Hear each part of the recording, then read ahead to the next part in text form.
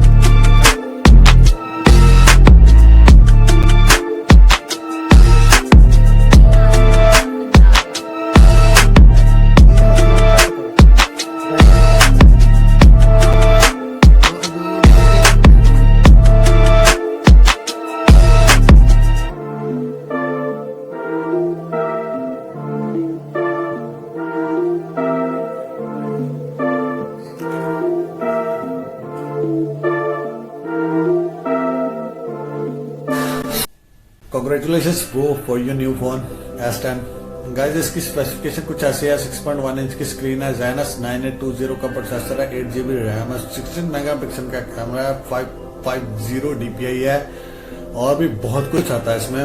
हमेशा किसी भी चीज की पॉजिटिविटी देखनी चाहिए, कॉन्स की तरफ जाना ही नहीं चाहिए। कॉन्स देखोगे तो बस घूमते रह जाओगे। अब जैसे आईफोन 12 प्रो आ चुका है, 12 आ चुका है, बहुत बढ़िया फोन है। इसको सैमसंग पसंद है इसलिए सैमसंग ले लिया।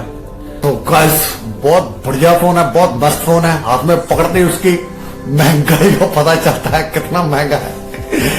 तो इसके प्रोज ऐसे हैं कि इसमें पबजी बहुत बढ़िया चलेगी, बहुत मस्त चलेगी, और इसके कौन ऐसे हैं कि इसको घर वाले पबजी खेल लेने देंगे।